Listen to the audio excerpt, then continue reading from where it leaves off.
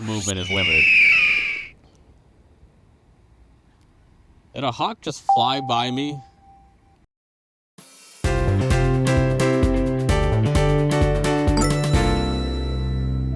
Alright folks, welcome back to the channel. So today we are going over the install and review on my new Silvers NEOMAX Coilovers from my BMW E46. As of today, which is September 22nd, 2024, also known as the first day of fall, even though it feels nothing like fall right now. It's like 95 degrees here and I'm sweating.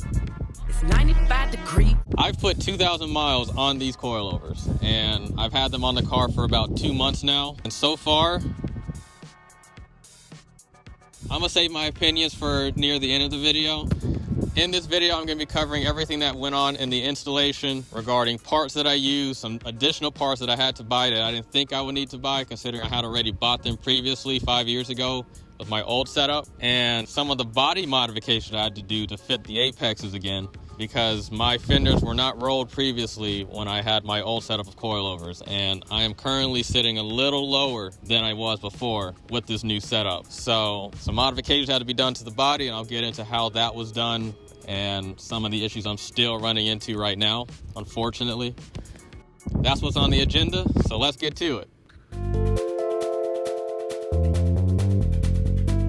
So first thing we're going to talk about is all of the parts that I use for this coilover installation. So of course we're going to go with the big one, the Silvers NEOMAX Coilovers. Now when I chose these coilovers, it was between two options for me.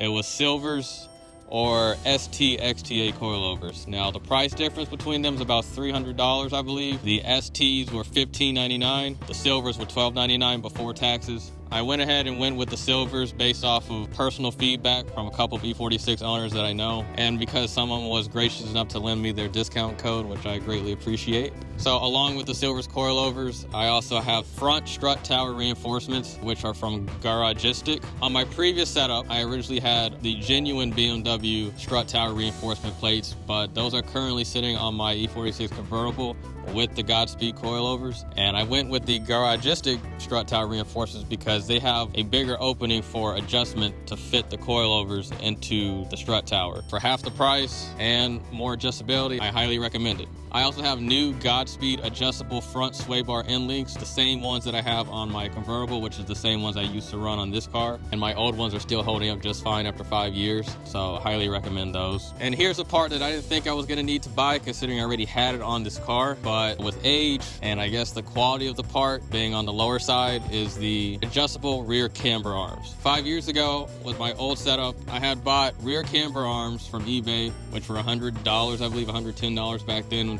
I had those installed on this car for the last 5 years. I was hoping that I could keep them. However, the nuts that are used to adjust the camber had seized. Didn't matter what kind of force we used, the bolt didn't want to break. It was either break the part or order a new part. So I chose to order a new part, and this time I went with a better rear camber arm. The brand is called FTWL. I bought it from Hotwood Motorsport.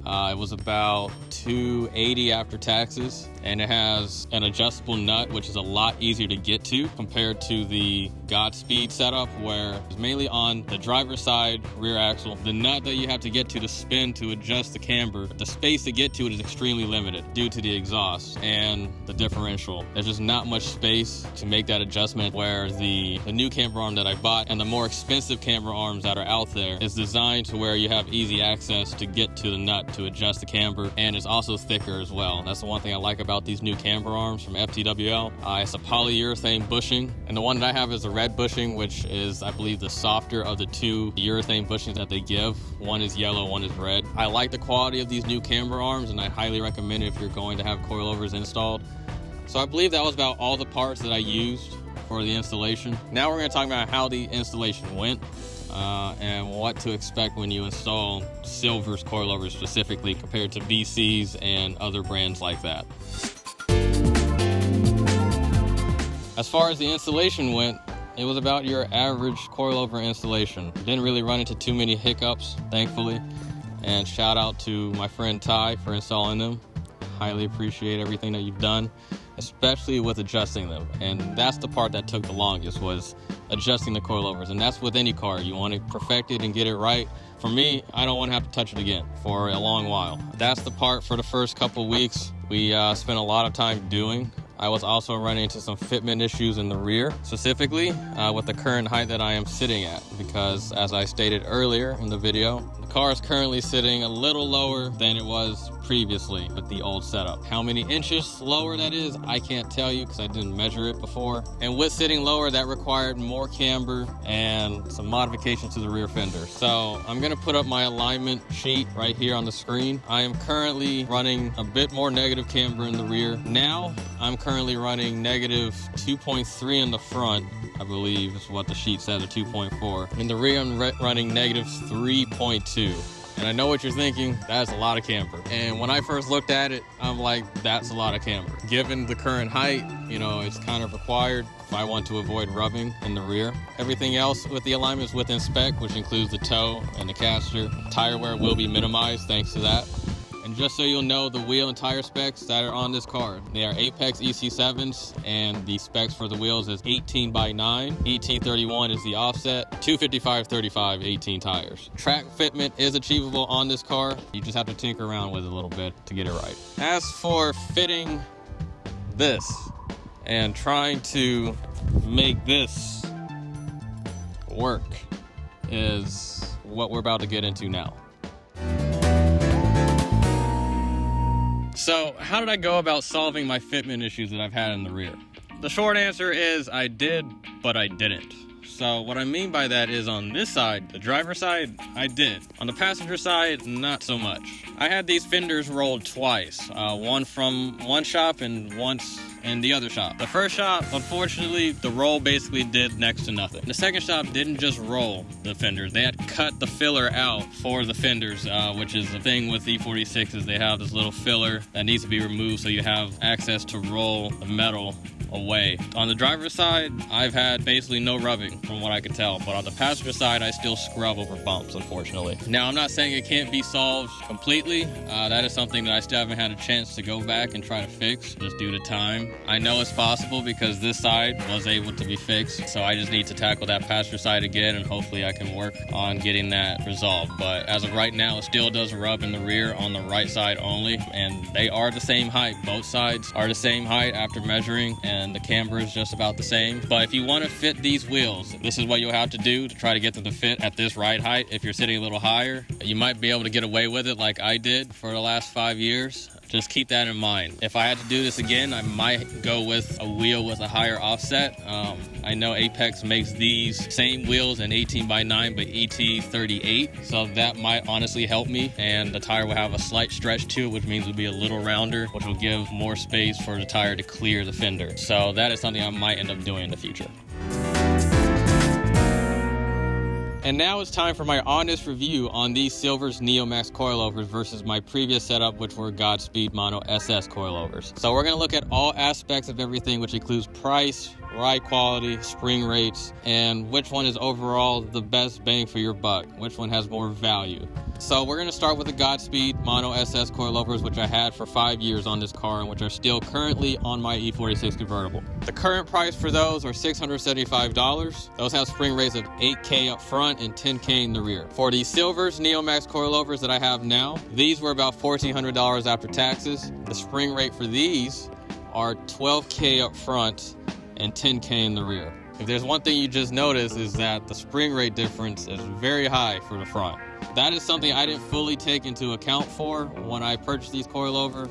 I somewhat knew what it meant to have a higher number for the front compared to my previous setup, but I didn't think it was going to make too much of a difference. In my opinion, it made a decent amount of difference, okay? These coils are a little rougher. The spring rate is stiffer. It is what it is. My Godspeeds are actually more comfortable on smooth roads. On rough roads, the dampening of the Silvers coilovers are better. And I know that probably doesn't make much sense. You're probably like, but the spring rate is stiffer, so how is it better? Well, it's the valving and the shocks. I can feel a difference there versus in my Godspeeds. It's just a little bumpier and bouncier on those coils. One thing to take note of is that the Silvers coilovers have digressive shocks versus the Godspeeds, which have, I believe, linear springs. So the way it absorbs and handles bumps is a lot smoother on these coilovers, but on general smooth roads, I can feel the road more with the Silvers. But there's a lot of variables in that as well. That includes the type of tire that you have and the compound of that tire. I'm running general all-season tires on this car, where on my convertible right now, I am currently running cheap Ironman tires.